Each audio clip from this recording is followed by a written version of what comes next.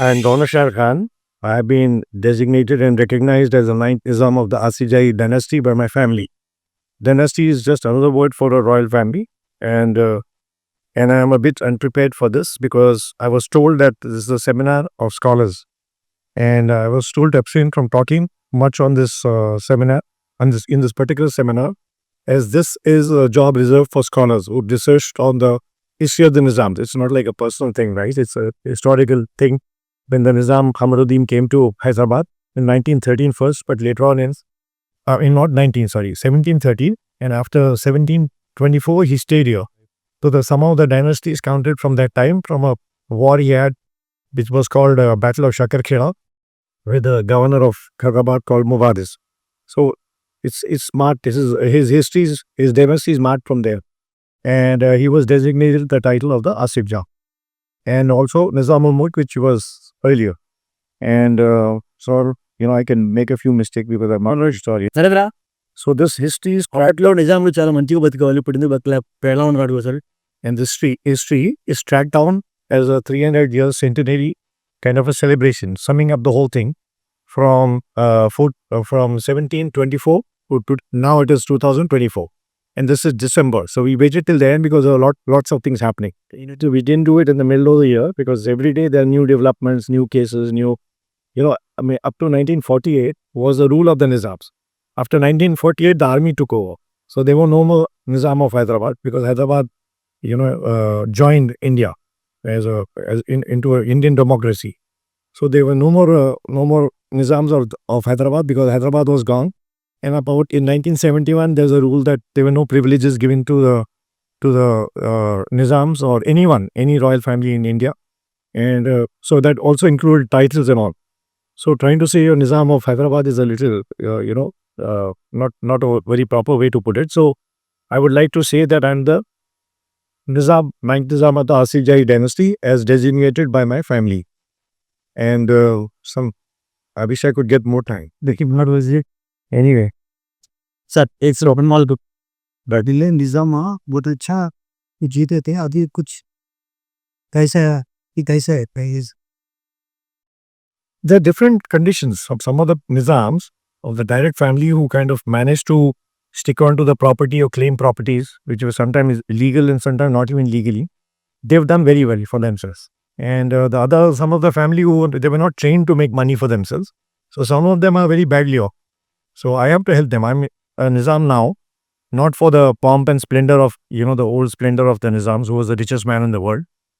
And my job is now to look after the family and bring them into the mainstream democratic India, why Nizam sir most so they can shake off their old past and think that they're living in a fairy tale world of the Nizams. So they have to now get integrated into society, get jobs and all that, and get their rights also. A lot of properties are stuck with the government, and they don't have a cohesive effort to kind of fight for the properties and all that.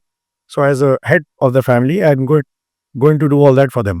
Why not Nizam ఎందుకు బతవాలి ఎందుకు బతుకుతారు हैदराबाद में तकरीबन निज़ामा कैको नहीं रहे Sorry? Hyderabad ये लाइट्स बहुत पावरफुल है भाई, समझ नहीं आ रहा है, कुछ भी नहीं दिख रहा मेरे को आज लाइट. Sorry, क्या? హైదరాబాద్ అనుకున్నా Telugu నిజాంలో Hyderabad కొన్నట్టుగా Yeah, everybody stays in Hyderabad. Only one particular Nizam was designated by his grandfather. He moved to Australia. That reason is unexplained, which I don't think he was very happy, maybe because of the treatment given to him, the troubles he faced from the rest of the family, and maybe the demands of the rest of the family, which were probably valid. And he was not very interested in being here. And he was a very casual person. Maybe he didn't want the disrespect or the respect given to him. He just wanted to live his life, so he just moved off to Australia. There is just one Nizam, and all the other Nizams were here. To the last ruler, Usman Ali Khan, he was the Senate. In fact, after he was even deposed, after he had to give up his seat as a Nizam, he remained as a governor of Hyderabad for several years. He died in 1976 or 67, sir. అప్పట్లో నిజాంకి చాలా ఆస్తి ఉండేది ముఖ్యంగా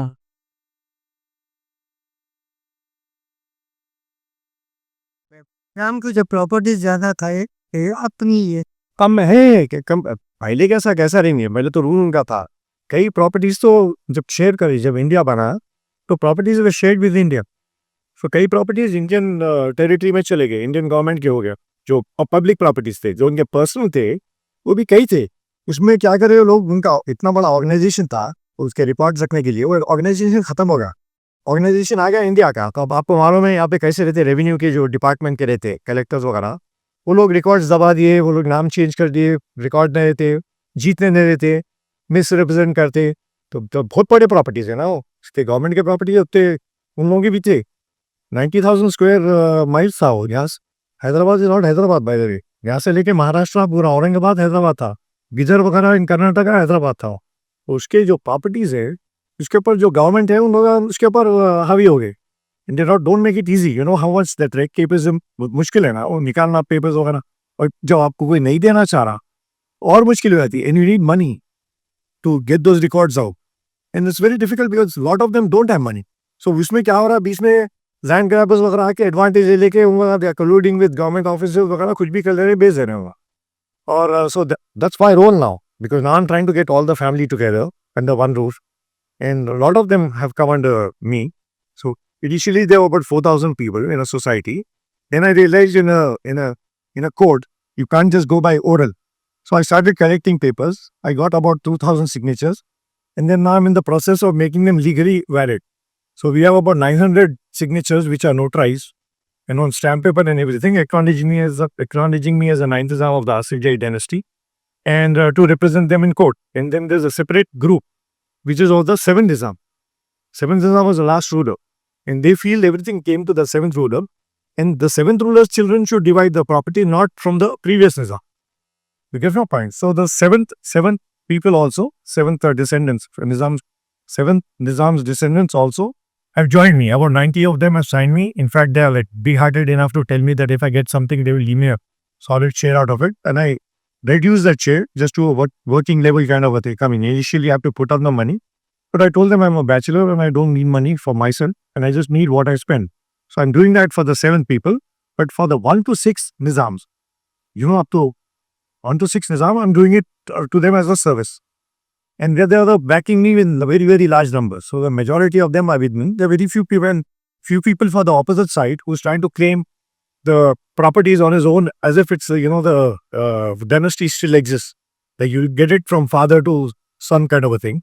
Doesn't happen that way. India is a democracy now, and we go by, for Muslims, Sharia is applicable. Sharia means like all brothers get equal, and girls have a separate kind of a share. But brothers are all equal. So you're from the same footing.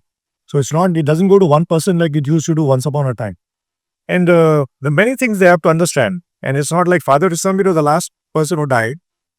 Mukhar al-Jam was considered the 8th Nizam, was only a titular Nizam, if I have a rule. The 7th Nizam himself was a titular ruler. Before that, he was a real thing, but only for a short time. Last 19 years of his life, he was, an Indian citizen, maybe a governor for some time, but he was an Indian citizen.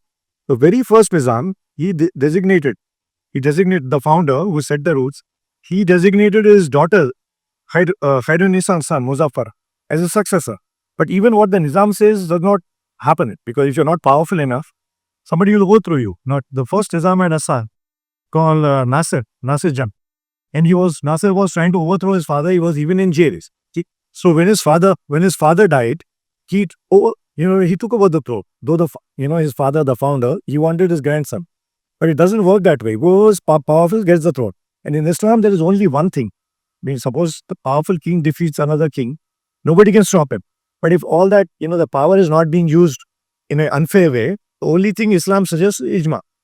Like even when the Prophet passed away, his successor Abu Bakr Siddiqui, who happens to be ancestor of the Nizams, he was designated as the successor of the Prophet, which is the best example Muslims can take. He was designated as a successor and through ijma. Ijma means consensus. And after that, he named someone, and they continue 2 generations by consensus, not by a father to son. Even the Prophet had only a daughter. The bloodline of the Prophet is only to the daughter. There's no such thing as son, has to be special, because why would God give him, punishment of having a daughter if having a daughter is a bad thing? You got to give him a son. So obviously that thing, son idea is like created by, powerful people just to take advantage of a certain situation. So that thing is there. And then the last Nizam also designated his grandson. And he was a king then. Now there's no king. So the only possibility is for the family to get together and decide who they want as a leader. Nothing to do with India, nothing to do with any law. A family is royal and they're all certified royals because they all belong to a trust, which, they benefit from. So they're scrutinized and giving some badges and, ID cards. So those people are backing me. And the majority is with me and just signed it on paper and I'm supposed to take them forward.